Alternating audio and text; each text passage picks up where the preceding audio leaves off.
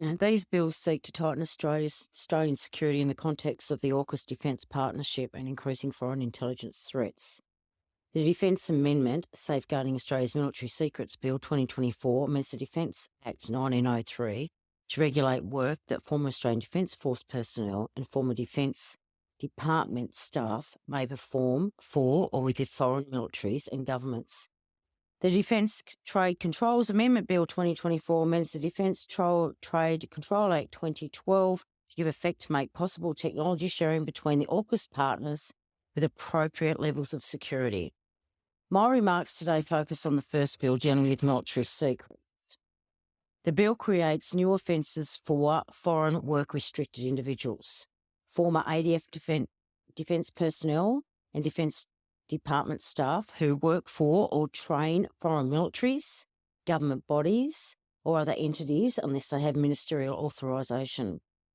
There are exemptions for humanitarian work or for the United Nations or the International Committee of the Red Cross. The penalties for an offence are severe, a maximum penalty of 20 years imprisonment. I support the purpose of this bill. It's surprising such a measure wasn't put on the books years ago, but I guess, as per usual in here, better late than never. This legislation was initiated following reports in October 2022 that the Chinese government had approached former ADF pilots to train or advise Chinese military pilots. This is a regulatory change, not prohibition. The bill creates a framework through which work with foreign militaries can be approved. I think you would expect that work with Australia's allies will be readily approved. However, a foreign work authorisation may be refused if the minister reasonably believes that the work or training would prejudice the security, defence or international relations of Australia. However, the legislation is quite random in its scope. It focuses on former ADF and Defence Department personnel is too narrow and the product of a piecemeal approach to national security. For example, a former officer of the Australian Government Security Vetting Agency, part of the Defence Department, would need ministerial authorisation to provide training to South Korea's National Police Agency. But a former Australian Federal Police officer or a former Australian Security Intelligence Organisation employee would not need ministerial authorisation to provide training to China's Ministry of Public Security. Gee, just for once it'd be nice to get a bill that's done in here properly, eh? Something that is consistent for our national security. And this weakness was also recognised by ASIO, which, in their submission to the Parliamentary Joint Committee on Intelligence and Security, emphasised that, and I quote, the employees of a much wider range of government agencies and departments have access to secrets and expertise that are of great interest to our adversaries, end quote.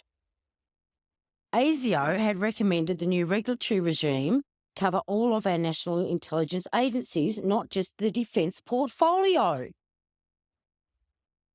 I have to ask why we bother doing these committees at times, because we obviously do not listen to them. Still,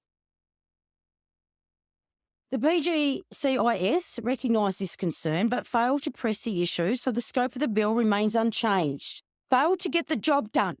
Imagine that, the PGCIS. And you guys talk big on national security in here. You've got to be kidding me. I have to be honest with you, if it's not dealt with now, it probably won't be dealt with in this parliament, because you lack the courage to deal with it. And there's another group that needs to be brought into the picture. Last month, the ASIO Director General threw a cat among the pigeons when he revealed that a former MP or senator had been recruited by a foreign intelligence service and they had worked for those spies while they were a member of this parliament. We had a traitor amongst us, a traitor in this house. But they won't tell us who. Senators should be asking themselves whether we should be exempt from laws and rules that apply to others in the interest of national security. Apparently it's only a national security interest when it's on other people, but never on the integrity of this parliament. Never. And of course, both the major parties would agree with this, wouldn't they? Oh, nothing to see here. Don't want to talk about that.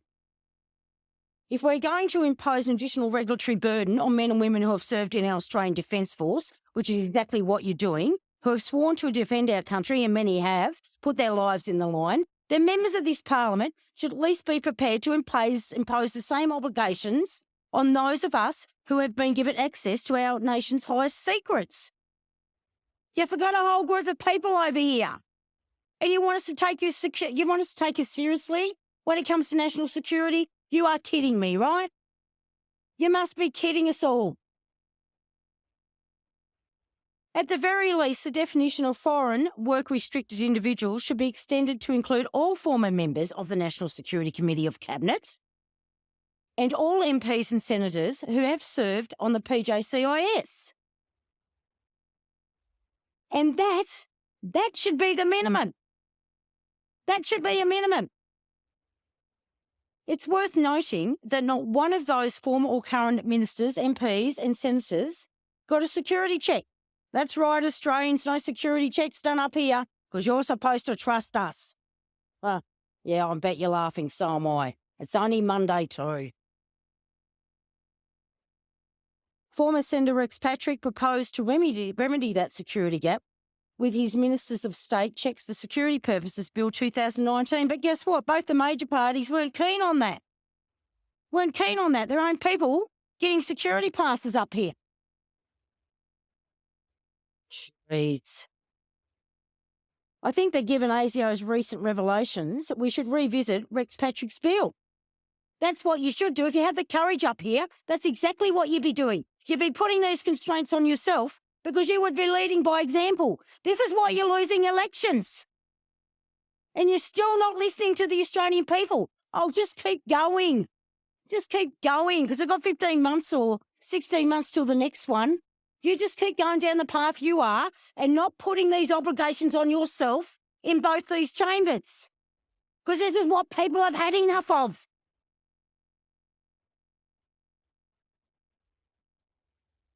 No former National Security Committee minister should be allowed to work for a foreign government without authorisation from the current Prime Minister. We should be setting up the highest security standards at the very top of government, not leaving doors open on the basis of trust. I don't know how you trust each other in here because Australians don't trust us. And if that doesn't give you an indication, I don't know whatever will.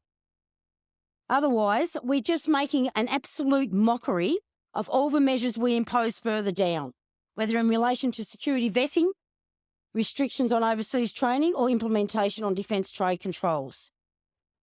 This legislation will impose new restrictions on former ADF and Defence Department personnel, and this may well be necessary, and I do not argue with that in principle. But the bill also reflects a piecemeal, it's hypocritical and deficient approach to national security, and the government needs to do much better than they're doing right now. Because I tell you, when it comes to national security, once again, you're weak as water.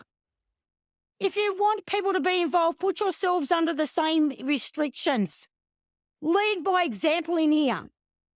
You've got people at this end trying to get the Australians to trust us, and you guys are knocking us all down. That's what the major parties are doing to us in this country, and it's so unfair. Start leading in here. Start leading.